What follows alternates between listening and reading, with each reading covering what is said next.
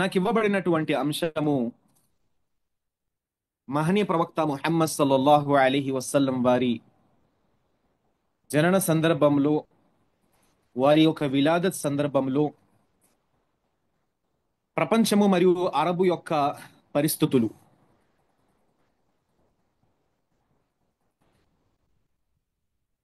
సోదర మహాశైలారా,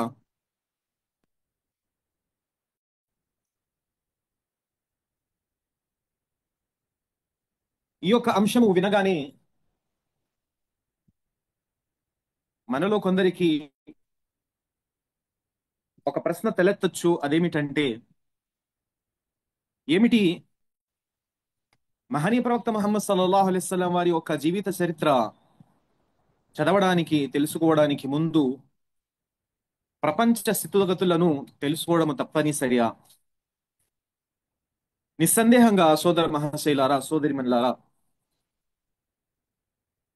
మహనీయ ప్రవక్త ముహమ్మద్ సల్లల్లాహు అలీహి వసల్లం వారి జీవిత చరిత్ర మనము చదవడం ప్రారంభించినప్పటి నుంచి ముగించేంత వరకు మహనీయ ప్రవక్త ముహమ్మద్ సల్లల్లాహు అలైహి వసల్లం వారి యొక్క జీవితంలో వచ్చేటువంటి అనేకమైనటువంటి విషయాలు, వాటి యొక్క గొప్పతనాన్ని, అనగా మహనీయ ప్రవక్త ముహమ్మద్ సల్లల్లాహు అలైహి వసల్లం వారి యొక్క సీరత్ యొక్క గొప్పతనాన్ని, వారి యొక్క జీవిత చరిత్ర యొక్క గొప్పతనం మనకు అర్థం కావాలంటే, అన్నిటికన్నా ముందు ప్రపంచ పరిస్థితులు మహనీయ ప్రవక్త ముహమ్మద్ సల్లల్లాహు అలైహి వసల్లం వారు రాకముందు ఏ విధంగా ఉండేదనేటువంటి విషయాన్ని మనం తెలుసుకోవాలి. ఎందుకంటే దీనికి ఒక చక్కటి ఉదాహరణ, ఒక వ్యక్తికి వెలుతురు, పగటి వేళ లైటింగ్ యొక్క ప్రాధాన్యత, దాని యొక్క గొప్పతనము ఎప్పుడు తెలుస్తుందంటే, ఎప్పుడైతే ఆ వ్యక్తి చీకటి మరియు రాత్రి యొక్క భయంకరమైనటువంటి స్థితులను తెలుసుకుంటే అతనికి పగటి వేళ మరియు వెలుతురు యొక్క ప్రాధాన్యత, గొప్పతనం అనేది తెలుస్తుంది. ఒక వ్యక్తి అంధకారంలో ఉన్నాడు, చీకటిలో ఉన్నాడు, ఆ వ్యక్తికి వెలుతురు యొక్క విలువ ఎప్పుడు తెలుస్తుంది?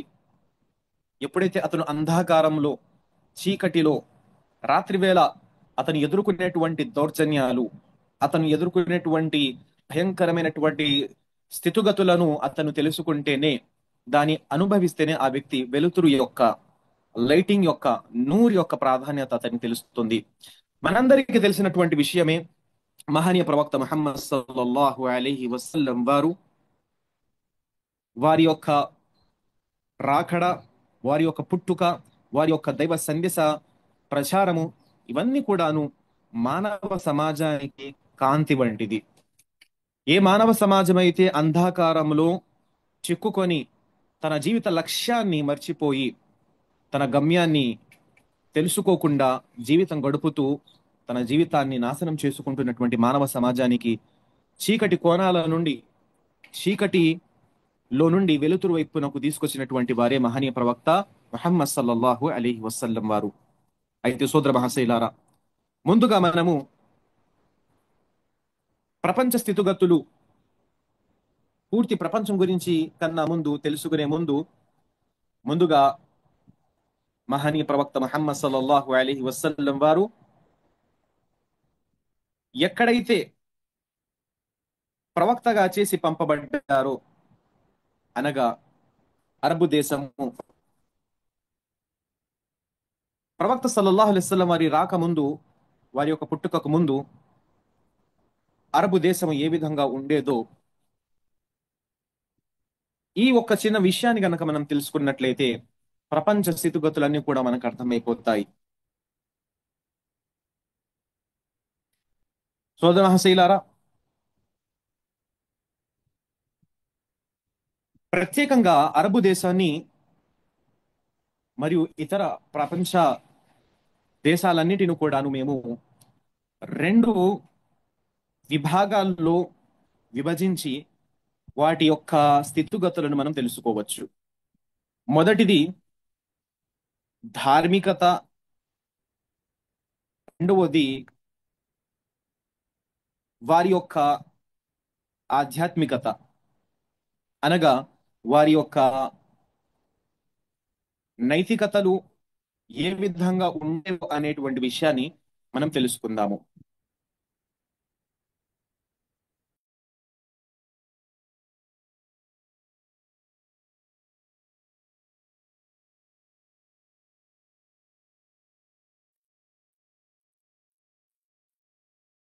సోదర మహాశైలారా, ధార్మిక పరంగా అరబు దేశము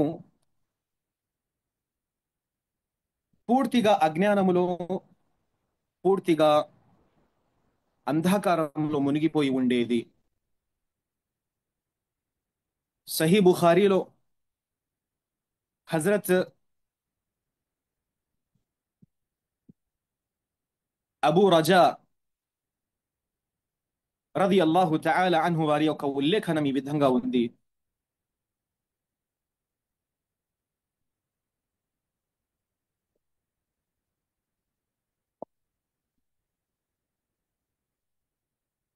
వారంటున్నారు,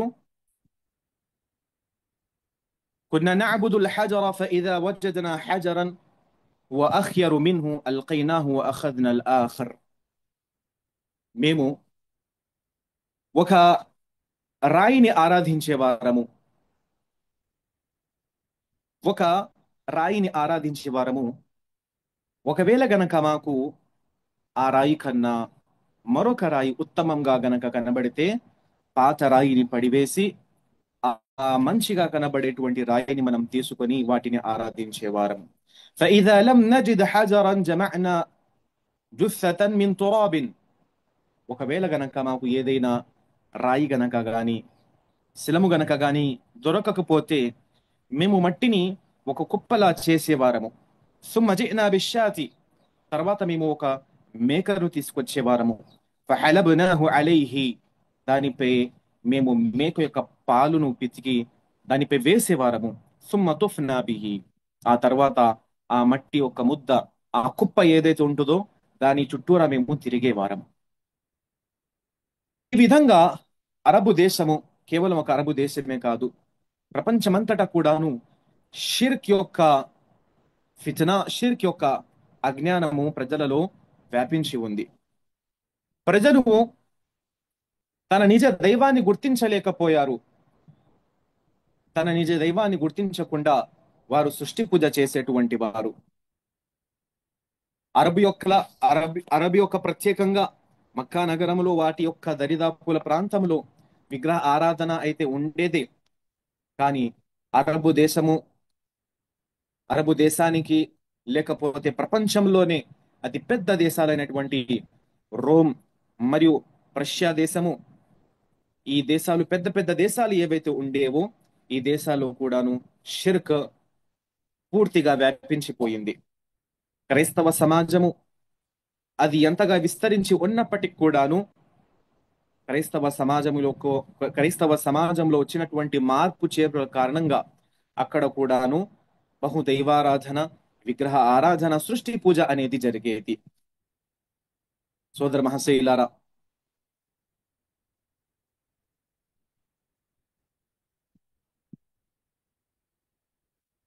షిర్క్ యొక్క విషయంలో గనక చూసుకున్నట్లయితే ప్రపంచంలోని అతి గొప్ప రాజ్యాలైనటువంటి రోమ్ మరియు ప్రష్యా రాజ్యాలు, ఫారిస్ రాజ్యాలు ఏవైతే ఉన్నాయో అక్కడ రాజులను దేవుని యొక్క స్థానము ఇచ్చేవారు. రాజుల ముందు వచ్చేటువంటి ప్రజలు వారి ముందు సాష్టాంగం చేయాల్సిందే తప్పనిసరిగా. వారు సాష్టాంగం చేసి ఉంటారు. రాజు తల ఎత్తుమని ఆదేశించేంత వరకు కూడాను వారు సజ్దాలోనే, అనగా సాష్టాంగంలోనే ఉండేవారు. ఆ విధంగా పెద్ద పెద్ద దేశాల్లో, పెద్ద పెద్ద సామ్రాజ్యాల్లో స్వయంగా రాజులే ప్రజలకు షిర్క్ వైపునకు ఆహ్వానించేవారు. షిర్క్ పై వారు ప్రజలను ఆదేశించేవారు.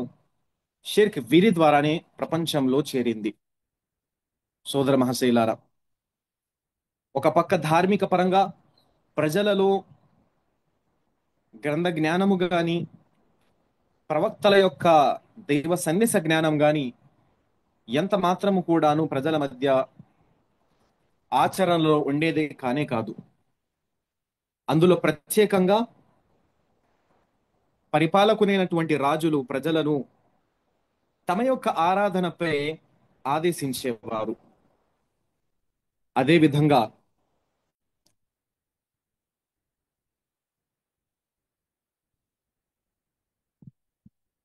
ధార్మిక పరంగా ప్రజలందరూ కూడాను తమ నిజ దైవాన్ని గుర్తించలేకుండా షిర్కులో నిమగ్నమై ఉండడమే దీనితో పాటు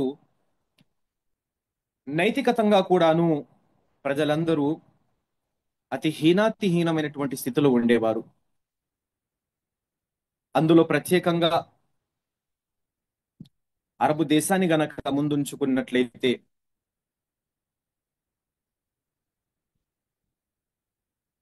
నైతికతంగా అనేకమైనటువంటి వ్యసనాలకు, దురలవాట్లకు పూర్తి ప్రపంచమే కాదు, ప్రతి చోట కూడాను ఈ ఘోరమైనటువంటి పాపాలకు ప్రజలు ఒడిగట్టేవారు. అందులో ఒకటి జూదము. జూదము ప్రజల మధ్య సాధారణమైపోయింది. పరిపాలకులు, రాజులు వీటిని ప్రోత్సహించేవారు. కానీ ఎప్పుడైతే రసూలుల్లాహ్ సల్లల్లాహు అలైహి వసల్లం వారు వచ్చారు, ఇస్లాం వచ్చిందో, మొట్టమొదటిగా షిర్కును ఖండిస్తూ ఒక్క అల్లాహ్ యొక్క ఆరాధన వైపునకు ఆహ్వానిస్తూ ప్రజలకు నేర్పించినటువంటిది ఉత్తమమైనటువంటి నైతికతలు. యా అయ్యుహల్లదీన ఆమను ఇన్నమల్ ఖమ్రు వల్ మైసురు వల్ అన్సాబ్ వల్ అజ్లాము రిజ్సుం మిన్ అమలి షైతాన్ ఫజ్తనిబూహు లఅల్లకుం తుఫ్లిహూన్. ఓ ప్రజలారా, అల్లాహ్ను విశ్వసించిన తర్వాత మీరు సాఫల్యం పొందాలనుకుంటే ఈ విధమైనటువంటి వ్యసనాలను మీరు విడిచిపెట్టండి. అది మద్యము సేవించడము, జూదము ఆడడము, ఈ విధమైనటువంటి చర్యలకు మీరు దూరంగా ఉండండి, మీరు సాఫల్యం పొందుతారు అనేటువంటి చక్కటి సందేశాన్ని ఇచ్చినటువంటి వారు మహనీయ ప్రవక్త ముహమ్మద్ సల్లల్లాహు అలైహి వసల్లం వారు. అదే విధంగా ప్రత్యేకంగా అరబు ప్రాంతములో ఆడబిడ్డ జన్మిస్తే బ్రతికుండగానే మట్టిలో కప్పిపుచ్చేసేటువంటి సాంప్రదాయం అక్కడ ఉండేది. ఇంట్లో ఆడబిడ్డ పుట్టడము వారికి ఒక ఘోరమైనటువంటి అవమానంగా వారు భావించేవారు. అలాంటి మూర్ఖత్వపు అజ్ఞానపు కాలము రసూలుల్లాహ్ సల్లల్లాహు అలైహి వసల్లం వారు జన్మించే ఆ కాలములో అలాంటి ప్రజలు అరబ్ ప్రాంతంలోనే కాదు, ఇతర ప్రాంతాల్లో, ఇతర దేశాల్లో, పూర్తి ప్రపంచంలో కూడా ఇదే ఆలోచన ప్రతి ఒక్కరికి ఉండేది. అదే విధంగా సంతానము అధికంగా పుడితే, వారు మగబిడ్డ సరే, మగబిడ్డ అయినా సరే, ఆడబిడ్డ అయినా సరే, అది నాపై భారము, నాతో పాటు తింటాడు, నా యొక్క ఉపాధికి ఆ సరైనటువంటి సదుపాయం లేనందు కారణంగా వారు పిల్లల్ని హతమార్చేవారు, చంపివేసేవారు. అదే విధంగా రసూలుల్లాహ్ సల్లల్లాహు అలైహి వసల్లం వారు, మహనీయ ప్రవక్త ముహమ్మద్ సల్లల్లాహు అలైహి వసల్లం వారి యొక్క జనన సందర్భంలో, వారి యొక్క పుట్టుక సందర్భంలో, ప్రవక్త కాకముందు ప్రపంచం యొక్క స్థితి ఏ విధంగా ఉండేదంటే, ఏ విధంగానైతే నేను ఇప్పుడే మీ ముందు ఒక మాట వించాను, ఆనాడు అజ్ఞానపు కాలంలో, అజ్ఞానపు సమాజంలో ఆడబిడ్డ పుడితే అవమానంగా భావించడము, వారిని బ్రతుకుండగానే మట్టిలో కప్పివేసేయడము, ఇది ఒక పక్కనైతే, మరో పక్క ఒకవేళ ఆడబిడ్డ ఇంట్లో గనక ఉన్నట్లయితే, ఆ ఆడబిడ్డ అది కూతురైనా సరే, భార్య అయినా సరే, వారిని ఒక అలంకరణ వస్తువుగా ప్రజల ముందు వారిని తీసుకొని వచ్చి వారి యొక్క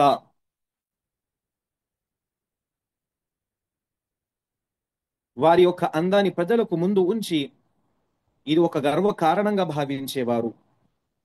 అనగా ఒక మహిళ కేవలం తన అందాన్ని ఇతరులకు బయట చూపించి శృంగారము చేసేటువంటి ఒక పరికరముగా, ఒక వస్తువుగా ఒక మహిళను ఉపయోగించేవారు. ఎలాంటి గౌరవ మర్యాదలు లేకుండా ఒక మహిళను సమాజంలో చూసేవారు. అదే విధంగా ప్రపంచంలో, ప్రత్యేకంగా అరబు ప్రాంతములో ఉన్నటువంటి మరొక దౌర్జన్యకరమైనటువంటి స్థితి ఏమిటంటే, ఏ వ్యక్తి వద్దనైతే బలము, సత్తా ఉంటుందో ఆ వ్యక్తి బలహీనులపై దౌర్జన్యం చేయడము. అలాంటి దౌర్జన్యాలలో ఒక దౌర్జన్యము, స్వాతంత్రాలైనటువంటి, అనగా బానిస, దాసి కానటువంటి స్వతంత్రాలైనటువంటి మహిళలను దాసిగా మార్చివేసి అమ్మి వేయడము. ఇలాంటి ఘోరమైనటువంటి నేరాలు కూడా ఆ యొక్క అజ్ఞానపు కాలంలో జరిగేవి. అదే విధంగా వ్యభిచారము అధికంగా అయ్యేది. అందులో ప్రత్యేకంగా దాసీలుగా చేసుకొని దాసిత్వాన్ని, బానిసత్వాన్ని అనుభవిస్తున్నటువంటి కొంతమంది మహిళలపై దౌర్జన్యంగా, అన్యాయంగా, వ్యభిచారంపై వారు ఎంత మర్యాదస్థ మహిళలైనప్పటికీ వారిపై వ్యభిచారం కోసం వారిపై దౌర్జన్యం చేయడం జరిగేది. అదే విధంగా అతి ప్రత్యేకమైనటువంటి అజ్ఞానపు కాలములోని ఒక మూర్ఖత్వపు ఆచరణ, దానిని అసబియత్ అని అనేవారు. అసబియత్ అనగా జాతి, కులము, వంశం యొక్క అహంకారము. నేను ఫలానా జాతికి, ఫలానా వంశానికి చెందినటువంటి వాడిని, నువ్వు ఫలానా జాతికి, ఫలానా వంశానికి, ఫలానా తెగకి చెందినటువంటి వాడివి.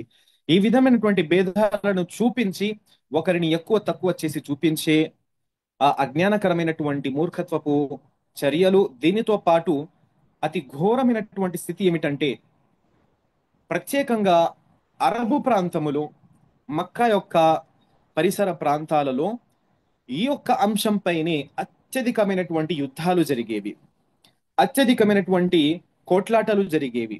కేవలం ఒకే ఒక అంశంపై, నువ్వు ఫలానా జాతికి చెందినటువంటి వాడివి, నువ్వు నా ప్రదేశానికి ఎలా రాగలవు, నువ్వు నా బావిలోని నీళ్లు ఎలా తాగగలవు, నువ్వు ఫలానా వ్యక్తితో ఏ విధమైనటువంటి ఆ, ఈ చర్యను చేయగలవు అనేటువంటి కేవలం చిన్న చిన్న అంశాలపై గొడవలు జరిగేవి. ఆ యొక్క గొడవలు, ఆ యొక్క యుద్ధాలు, ఆ పోరాటాలు సంవత్సరాల తరబడి, తరాల తరబడి జరుగుతూ ఉండేవి. ఆ విధమైనటువంటి కాలము ఆ అజ్ఞానపు కాలము. అయితే సోదర మహాశయులారా, ఇవి కేవలం కొన్ని విషయాలు మీ ముందు అజ్ఞానపు కాలంలో మహనీయ ప్రవక్త ముహమ్మద్ సల్లల్లాహు అలైహి వసల్లం వారి జననానికి ముందు, జనన సందర్భంలో, ప్రవక్త కాకముందు ప్రపంచం యొక్క స్థితి, మొట్టమొదట విషయము, అది ప్రపంచమంతటా కూడాను, ఎక్కడ కూడాను ఈ నేల మీద అల్లాహ్ అల్లాహ్ అని అల్లాహ్ను స్మరించేటువంటి వారు ఎక్కడ కూడా లేకుండా ఉండేవారు. ప్రతి చోట కూడాను షిర్క్ వ్యాపించి ఉంది. కానీ రసూలుల్లాహ్ సల్లల్లాహు అలైహి వసల్లం వారు ప్రవక్తగా వచ్చిన తర్వాత, వారి యొక్క జననం తర్వాత, వారి యొక్క పుట్టుక తర్వాత అల్లాహ్ యొక్క కాంతి నేలపై కురిసింది. లఖద్ మన్నల్లాహు అలల్ ముమినీన ఇద్ బఅస ఫీహిం రసూలం మిన్ అన్ఫుసిహిం. వారిలో నుండి, అలాంటి అజ్ఞానపు కాలంలో, అలాంటి అజ్ఞానుల మధ్యలో నుండి, అలాంటి దౌర్జన్యుల మధ్య నుండి అల్లాహ్ సుబ్హానహు వతఆలా ఒక గొప్ప ప్రవక్తను, ఒక గొప్ప వ్యక్తిని ప్రవక్తగా ఎంచుకోవడం జరిగింది. వారి ద్వారా అల్లాహ్ సుబ్హానహు వతఆలా యత్లు అలైహిం ఆయాతిహి వ యుజక్కీహిం వ యుఅల్లిముహుముల్ కితాబ వల్ హిక్మా. ఆ యొక్క ప్రవక్త ద్వారా అల్లాహ్ సుబ్హానహు వతఆలా తమ వాక్యాలను ప్రపంచంలో చేరవేశారు. సోదర మహాశయులారా,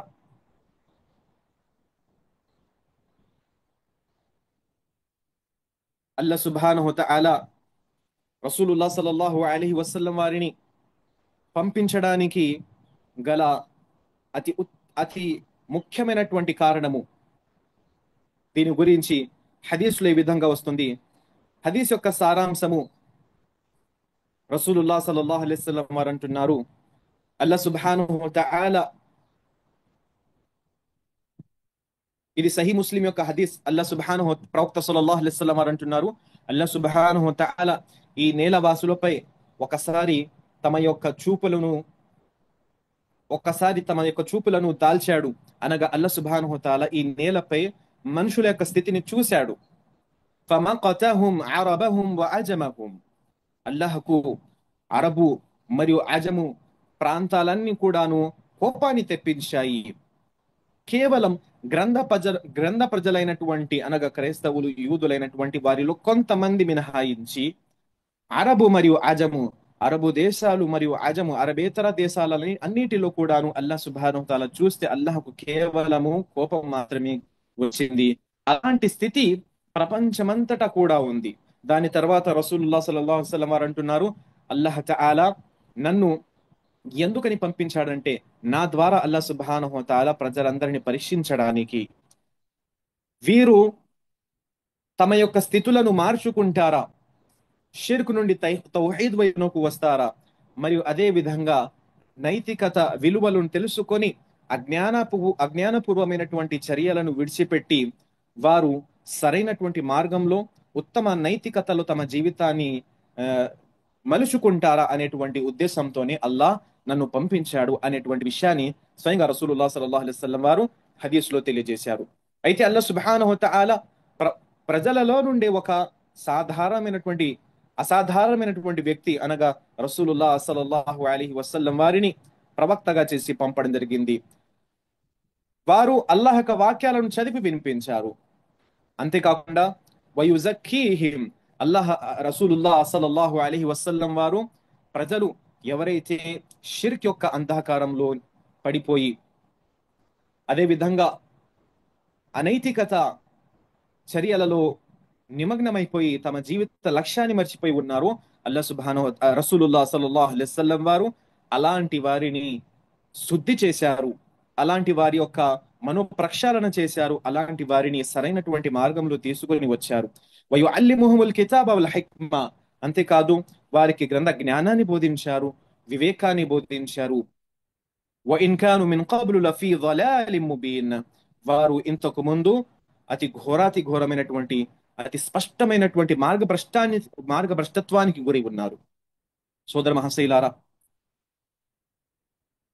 ప్రపంచం యొక్క స్థితి తమ సొంత సృష్టికర్తను ఆరాధ్య దైవాన్ని గుర్తించలేనంత దౌర్భాగ్య స్థితిలో ఉండేది. అంతేకాకుండా చిన్నవారు పెద్దవారికి ఏ విధమైనటువంటి వారి మాన మర్యాదలకు లెక్క చేయకుండా దౌర్జన్యాలు చేసేటువంటి ఆ కాలము. అదేవిధంగా ఒక మనిషిగా కేవలం ఒక మనిషిగా కూడా చూడకుండా వారిపై చేసేటువంటి దౌర్జన్యాలు, అదేవిధంగా మద్యము, జూదము, వడ్డీ, ఈ విధమైనటువంటి ఘోరమైనటువంటి దురాచారాలన్నీ కూడాను ఒక సాధారణమైనటువంటి అలవాటుగా మారిపోయినటువంటి ఆ అజ్ఞానపు కాలము ఒక్కసారి మనము తలుచుకుంటే ఎంత ఘోరమైనటువంటి కాలము ఆ కాలము. అలాంటి స్థితి కలిగి ఉన్నటువంటి ఆ సందర్భాన్ని, ఆ యొక్క ప్రపంచాన్ని, ప్రత్యేకంగా అరబు దేశాన్ని రసూలుల్లాహ్ సల్లల్లాహు అలైహి వసల్లం వారి రాకడ ద్వారా అల్లాహ్ సుబ్హానహు తాలా మార్చివేశారు. అరబు దేశము ఒక ఒకానొక కాలంలో అతి హీనమైనటువంటి అతి నీచమైనటువంటి దేశముగా భావించబడేది. కానీ ఎప్పుడైతే రసూలుల్లాహ్ సల్లల్లాహు అలైహి వసల్లం వారు ప్రవక్తగా వచ్చారో దాని తర్వాత అరబు దేశము యొక్క స్థితిగతులు ఏ విధంగా మారాయో మనందరికీ తెలుస్తుంది. సోదరులు పరస్పరము శత్రువులుగా ఉండేటువంటి వారు, కానీ అల్లాహ్ సుబ్హానహు తఆలా ప్రవక్త వారిని పంపించి సోదరుల మధ్య ప్రేమ అనురాగాల బంధాలను ముడిపెట్టినటువంటి ఒక గొప్ప కార్యము అల్లాహ్ సుబ్హానహు తఆలా ప్రవక్త వారి ద్వారా చేత చేయించడం జరిగింది. ఆడదానికి, ఒక మహిళకు జీవించే హక్కు ప్రవక్త రసూలుల్లాహ్ సల్లల్లాహు అలైహి వసల్లం వారి రాకడ ద్వారా దక్కింది. అదే విధంగా పూర్తి ప్రపంచంలో కూడాను అది మహా సామ్రాజ్యాలైనటువంటి రోమ్ దేశమైనా సరే, రష్యా దేశమైనా సరే, ఈ పెద్ద పెద్ద దేశాల్లో కూడాను ఒక మహిళను కేవలం ఒక వస్తువుగా చూసేవారు. అలాంటి పూర్తి ప్రపంచానికి రసూలుల్లాహ్ సల్లల్లాహు అలైహి వసల్లం వారు ఇచ్చినటువంటి సందేశం ఏంటంటే ఒక మహిళకు కూడాను సరైనటువంటి సమానమైనటువంటి తగినటువంటి హక్కులు ఉన్నాయి అనేటువంటి విషయాన్ని బోధించారు.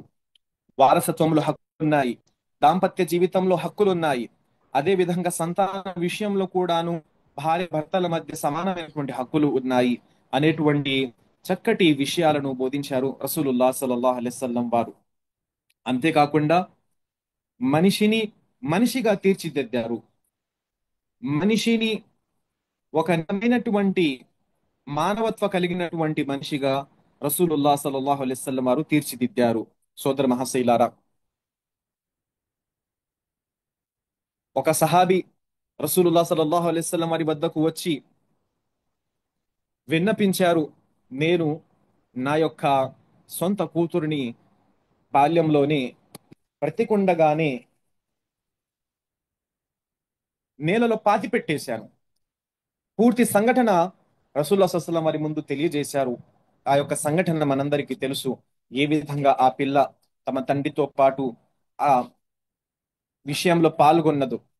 ఈ విషయమంతా రసూలుల్లాహ్ సల్లల్లాహు అలైహి వసల్లం వారికి తెలియజేసిన తర్వాత వారు అడుగుతారు, నేను ఇప్పుడు ఇస్లాం స్వీకరించాను, అయితే అల్లా సుబ్హానహు తాలా నన్ను క్షమిస్తాడు. ఈ యొక్క విషయమే కాదు, ఇలా మరెన్నో సందర్భాలు, అది ఇస్లాం స్వీకరించిన తర్వాత ఎంతో మంది సహాబాలు వచ్చి, నేను ఫలానా సందర్భంలో ఫలానా పాపం చేశాను, అల్లాహ్ నన్ను క్షమిస్తాడా అనేటువంటి ప్రశ్న అడిగినప్పుడు రసూలుల్లాహ్ సల్లల్లాహు అలైహి వసల్లం వారు తెలియజేసినటువంటి విషయము, ఇస్లాం ధర్మం స్వీకరించిన తర్వాత మీకు పూర్వం చేసినటువంటి పాపాలన్నీ కూడాను క్షమించబడతాయి. ఇది రసూలుల్లాహ్ సల్లల్లాహు అలైహి వసల్లం వారు తీసుకొచ్చినటువంటి స్వచ్ఛమైనటువంటి అతి ఉన్నతమైనటువంటి ఇస్లాం ధర్మము. ప్రజల్ని అజ్ఞానపు కాలంలో చేసేటువంటి చర్యల నుండి రక్షించడమే కాకుండా, వారిని అజ్ఞానపు కాలంలో చేసినటువంటి దురాచారాలు, పాపాలతో పూర్తిగా విముక్తి కలిగించడము, ఆ యొక్క పాపాలన్నిటిని కూడాను తుడిచివేయడం అనేటువంటి గొప్ప దైవ సందేశాన్ని రసూలుల్లాహ్ సల్లల్లాహు అలైహి వసల్లం వారు ప్రజల వద్దకు తీసుకొని వచ్చారు. అయితే సోదర మహాశయ,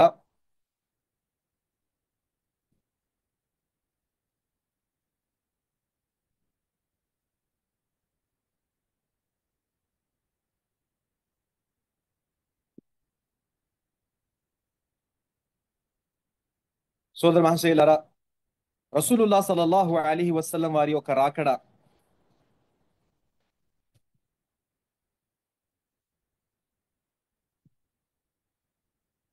కేవలం ఒక ప్రత్యేకమైనటువంటి సమాజానికే కాదు, పూర్తి ప్రపంచాన్ని తీర్చిదిద్దడానికి మరియు పూర్తి ప్రపంచానికి తమ యొక్క జీవిత లక్ష్యాన్ని గుర్తు చేయడానికి రసూలుల్లాహ్ సల్లల్లాహు అలైహి చేశారు.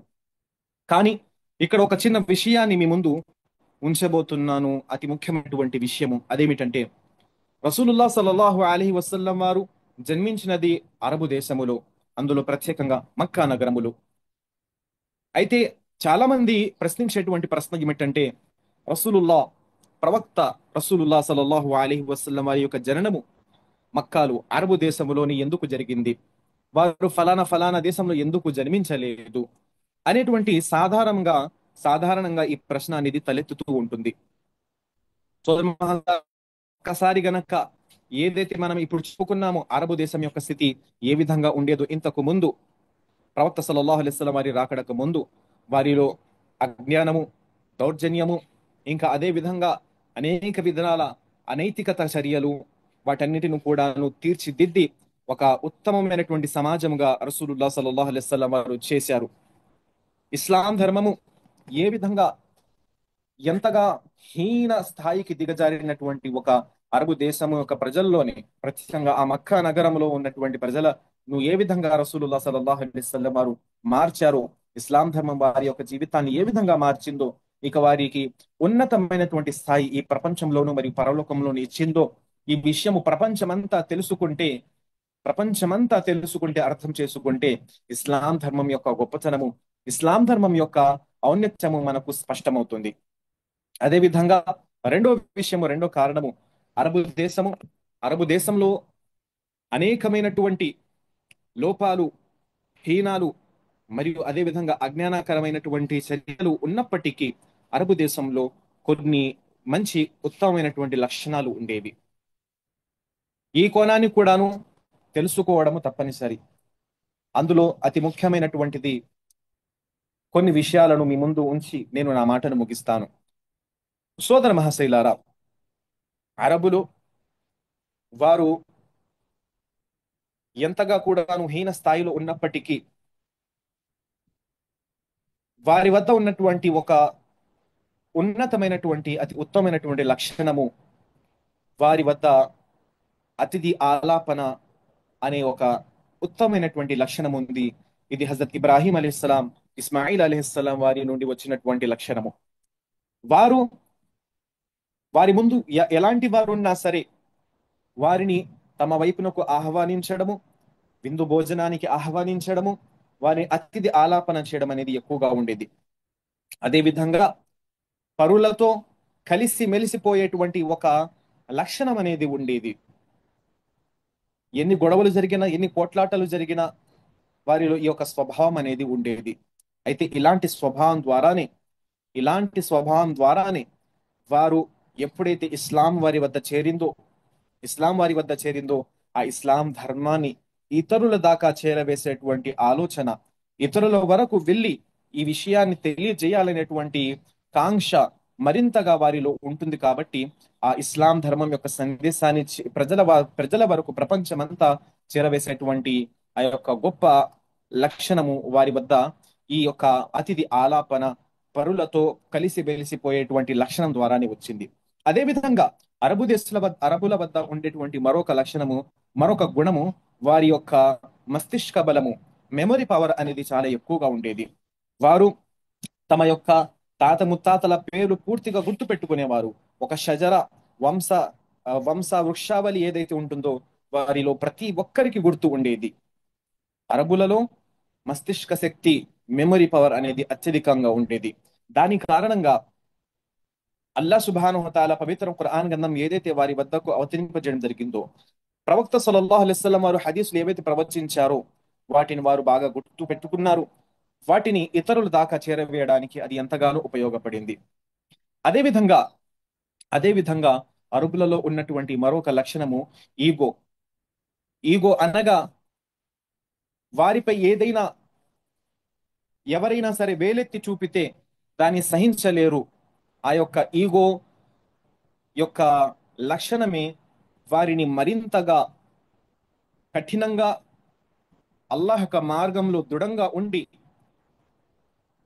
వారు స్వీకరించినటువంటి ఇస్లాంకు వ్యతిరేకంగా ఎవరైనా వస్తే దానిని సహించకుండా వాటికి జవాబు ఇవ్వగలిగేటువంటి లక్షణము వారిలో వచ్చింది. దాని కారణంగా ఇస్లాం ధర్మము ఎప్పుడైతే విస్తరిస్తూ వచ్చిందో అప్పుడు వారిని ఎవరైతే దూషించడము గాని, ఏ విధంగానైతే మనం చూడగలము, ధర్మ యుద్ధాలు ఏవైతే జరిగాయో అవన్నీ కూడాను వీటి యొక్క ఆధారంతోనే, వీటి యొక్క కారణంతోనే అరబులలో ఈగో అనేటువంటిది చాలా ఎక్కువగా ఉండేది. కానీ వారు అజ్ఞానపు కాలంలో దానిని దుర్వినియోగం చేసేవారు. ఏ విధంగా, ఆడపిల్ల జన్మిస్తే ఫలానా వ్యక్తి నన్ను ఈ విధంగా అంటాడు, దూషిస్తాడు, నన్ను హీనంగా చూస్తాడు అనేటువంటి ఆ ఈగోతో వారు ఆడపిల్లల్ని బతుకుండగానే పాతి పెట్టేవారు. కానీ రసూలుల్లాహ్ సల్లల్లాహు అలైహి వసల్లం వారు ఎప్పుడైతే ప్రవక్తగా వచ్చారో, ఇస్లాం ధర్మం వారి వద్దకు చేరిందో అప్పుడు ఆ ఈగోని ఎక్కడ పెట్టాలో అక్కడ పెట్టాల్సినటువంటి ప్లేస్ ని చూపించారు. దాని కారణంగా వారు ఇస్లాం యొక్క సందేశాన్ని సరైనటువంటి రీతిలో, శత్రువులు ఎంతగా వారిని ఎదిరించినా కూడాను ఇస్లాం యొక్క సందేశాన్ని ఇతరులకు చేరవేసేటువంటి ఆ యొక్క లక్షణం ఉపయోగపడింది. అయితే సోదర మహాశైలారా, అల్లాహ్ సుబ్హానహు తఆలా ఇస్లాం ధర్మాన్ని, మహనీయ ప్రవక్త ముహమ్మద్ సల్లల్లాహు అలైహి వసల్లం వారిని అరబులోనే ఎందుకు పంపించడం అనే దానికి మనము ఈ చిన్న కొన్ని విషయాలను ముందుంచి తెలుసుకోగలము. వీటి ద్వారా వారిలో ఉన్నటువంటి కొన్ని లక్షణాలు, వాటిని రసూలుల్లాహ్ సల్లల్లాహు అలైహి వసల్లం వారు సరైనటువంటి మార్గంలో మరల్చడం ద్వారా, వాటికి సరైనటువంటి మార్గాన్ని ఇవ్వడం ద్వారా ఇస్లాం ధర్మం అనేది పూర్తి ప్రపంచం వద్దకు విస్తరించింది, వ్యాపించింది అనడానికి మనము విషయాన్ని అర్థం చేసుకోవచ్చు. మొత్తానికి ఈ యొక్క చిన్న విషయాన్ని మీ ముందు ఉంచి చెప్పబోతున్నటువంటి విషయం ఏంటంటే, రసూలుల్లాహ్ సల్లల్లాహు అలైహి వసల్లం వారి కాలం, వారు జనన సందర్భంలో పూర్తి ప్రపంచము, అది మహా సామ్రాజ్యాలు, రోమ్, రష్యా అయినా సరే, అదేవిధంగా అరబులో ఉన్నటువంటి మక్కా చిన్న నగరమైనా సరే, ప్రతి చోట కూడాను అనేక విధాల దురాచారాలు, అనైతికతలు విస్తరించి ఉన్న ఆ యొక్క కాలాన్ని అల్లాహ్ సుబ్హానహు వ తఆలా రసూలుల్లాహ్, మహనీయ ప్రవక్త సల్లల్లాహు అలైహి వసల్లం వారి రాకడతో ఆ యొక్క లోపాలను, ఆ యొక్క అజ్ఞానపు చర్యలను, ఆ యొక్క అజ్ఞానపు కార్యాలను అరికట్టడం జరిగింది. వాటికి పులి స్టాప్ అనేది పెట్టడం జరిగింది. ఎప్పుడైతే రసూలుల్లాహ్ సల్లల్లాహు అలైహి వసల్లం వారు ప్రవక్తగా వచ్చారో మొట్టమొదటగా ఇంటి వారిని, వంశం వారిని, నగరం వారిని, దేశం వారిని, ఇంకా పూర్తి ప్రపంచమంతటా కూడాను తమ యొక్క కాంతితో, తమ యొక్క అల్లాహ్ సుబ్హానహు తాలా ఇచ్చి పంపించినటువంటి దైవవాణి యొక్క కాంతితో ప్రజలందరికీ అజ్ఞానము నుండి, అంధకారము నుండి తీసి కాంతి వైపునకు, విద్య వైపునకు, వివేకం వైపునకు, మంచి నైతికతల వైపునకు తీసుకురావడం జరిగింది. ఇది అల్లాహ్ యొక్క దయ, అల్లాహ్ యొక్క కృప. మనం ఎంతగా కూడాను అల్లాహ్కు కృతజ్ఞతలు తెలియజేసుకున్నా అవి చాలా తక్కువే. ఎందుకంటే అల్లాహ్ యొక్క కృప, అల్లాహ్ యొక్క ఏదైతే ఉపకారం ఉందో అది మాపై రసూలుల్లాహ్ సల్లల్లాహు అలైహి వసల్లం వారి యొక్క రాకడతో అతి గొప్పది, అతి ఉన్నతమైనటువంటిది. దానికి మేము ఎంత మాత్రం కూడాను, ఎన్నిసార్లు కూడాను కృతజ్ఞతలు చెప్పుకున్నా అది చాలా తక్కువే. కానీ మనం ఇన్షా అల్లాహ్కు కృతజ్ఞతలు తెలుపుకోగలము, చెప్పగలము. ఈ- ఎలా, ఏ విధంగా అంటే రసూలుల్లాహ్ సల్లల్లాహు అలైహి వసల్లం వారి యొక్క జీవిత చరిత్ర చదివి, రసూలుల్లాహ్ సల్లల్లాహు అలైహి వసల్లం వారి యొక్క జీవిత చరిత్రను అర్థం చేసుకొని దానిని మన యొక్క జీవితాల్లో, వారి యొక్క జీవన శైలిని అవలంబించి మా యొక్క జీవితాల్లో వాటిని అప్లై చేసి, ఇంకా ప్రజలందరికీ కూడాను రసూలుల్లాహ్ సల్లల్లాహు అలైహి వసల్లం వారి యొక్క జీవిత చరిత్రను ఒక ఆదర్శంగా మా ద్వారా చూపించి, మేము ఆచరించి, అదే విధంగా వాటిని బోధించి మనం ఇన్షాల్లా వివరించగలము. ఇంతటితో నేను నా మాటను ముగిస్తూ అల్లాహ్ సుబ్హానహు తఆలాతో దువా చేస్తున్నాను. అల్లాహ్ తఆలా మనందరికీ విన్న మాటలను సరైనటువంటి రీతిలో అర్థం చేసుకొని, ఇంకా అదే విధంగా మరింతగా రసూలుల్లాహ్ సల్లల్లాహు అలైహి వసల్లం వారి యొక్క జీవిత చరిత్రను అర్థం చేసుకొని దానిని ఆచరించి ఇతరులకు వివరించేటువంటి భాగ్యాన్ని అల్లాహ్ మనందరికీ ప్రసాదించుగాక. ఆమీన్. వ ఆఖిరు దఅవానా అనిల్ హమ్దులిల్లాహి రబ్బిల్ ఆలమీన్. అస్సలాము అలైకుం వరహ్మతుల్లాహి వబరకాతుహు.